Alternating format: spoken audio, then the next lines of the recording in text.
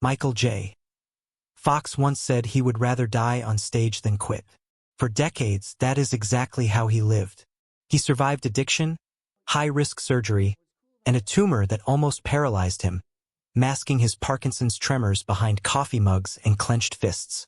But what is happening to him now is something his fans are struggling to watch. Recently, he has spoken about the falls, the broken bones, the long nights of pain, and the moment he finally stopped saying, "Life is lemonade." Something in his voice has changed. Something in his face has changed. And the people closest to him are starting to say things out loud they have never said before. Michael Andrew Fox was born on June 9, 1961, in Edmonton, Alberta. The fourth of 5 children, his family was always in motion. His father, Bill, was a stern sergeant in the military, which meant moving from one base to another. Before Michael was even 12 years old, they had moved 14 times. For a child, that kind of life leaves a mark. He was always the new kid, trying to settle in just before it was time to leave again.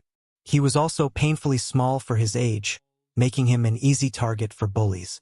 Because of this, he learned something early on: how to hide his hurt behind humor. He learned to read a room fast and become whoever he needed to be just to get through the day. Later, those same skills would make him a star. But back then, it was just survival. When he was 10, his father retired, and the family settled near Vancouver. For the first time, Michael finally had stability, and with it came a dream: hockey. He worshipped Bobby Orr and trained relentlessly. But reality hit back hard. He was simply too small. At just 5 feet 4 inches, coaches dismissed him instantly. They said he was too weak to take the hits and laughed him off the ice. That rejection cut deep. But Michael had a stubborn streak that refused to stay down. Since hockey had slammed the door in his face, he drifted toward drama class. It wasn't a second choice. It became the place where everything that made his life hard suddenly became his greatest asset. His comic timing was entirely natural. The quick wit he used to dodge bullies became a true gift. On stage, people weren't laughing at him anymore. They were laughing because of him. The stage gave him a power the hockey rink never could. His small size now worked in his favor, allowing him to play much younger roles. By the age of 15, he auditioned for a Canadian sitcom called Leo and Me and won the producers over instantly. He was no longer just a talented teenager. He was a working actor earning real money. By 17, he made a massive gamble. He dropped out of high school, packed his bags, and headed to Los Angeles alone. A broke Canadian teen with no safety net. But Hollywood didn't welcome him with open arms. He lived on boxed macaroni and cheese, facing long stretches where food, rent, and his next audition felt like separate, constant emergencies. It wasn't glamorous. It was pure hunger and the persistent fear of failure. He even had to change his name, because there was already a Michael Fox registered in the Screen Actors Guild. He chose the middle initial J as a tribute to actor Michael J. Pollard. Before he could build a career, he had to reshape his very identity. For nearly 3 years, he kept hearing no, landing only small parts that barely kept him afloat. He was living like someone who was one bad week away from losing everything. And then, right when it seemed like the whole dream might collapse, he got the call for Family Ties. Success was incredibly fragile. He was supposedly waiting for that life-changing call at a public payphone because he didn't even have a phone set up at home. When he was cast as Alex P. Keaton in 1982, everything shifted. Fox didn't just play the role. He made the character come alive with an energy and rhythm that burst through the screen. Suddenly, the starving actor was one of the defining faces of 1980s television. The role hit so hard that even President Ronald Reagan called Alex his favorite TV character. Fox backed up the cultural phenomenon with 3 Emmy Awards and a Golden Globe. But his life was becoming impossibly demanding. While starring in Family Ties, he was simultaneously shooting Back to the Future. His schedule was brutal. He would shoot the sitcom by day, rush to the movie set, and work deep into the night, sometimes until 3 o'clock in the morning. He lived this way for months. Most people would have cracked under that kind of pressure, but the exhaustion somehow seemed to sharpen his performance. Director Robert Zemeckis had famously fired the original actor, Eric Stoltz, 6 weeks into filming Back to the Future because his take on Marty McFly was too dark.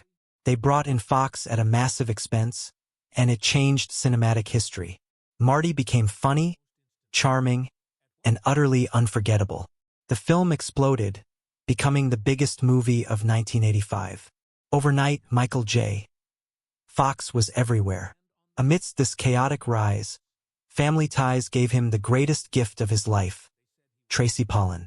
She played his on-screen girlfriend, but their connection was deeply real.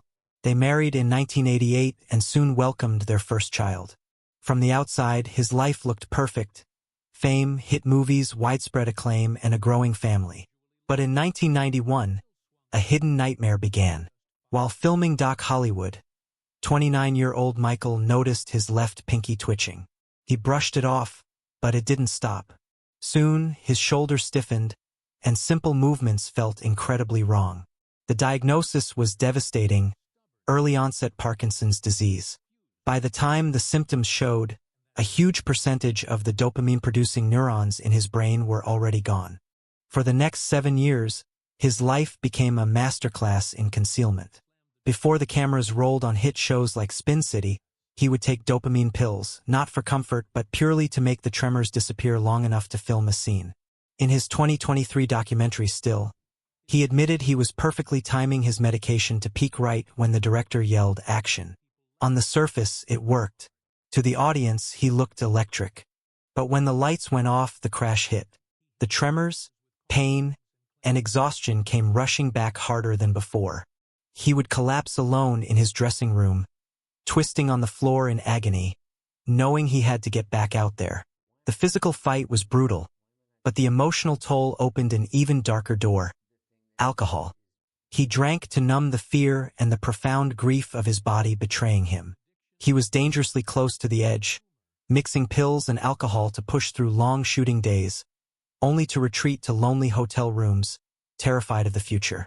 He became incredibly skilled at hiding in plain sight.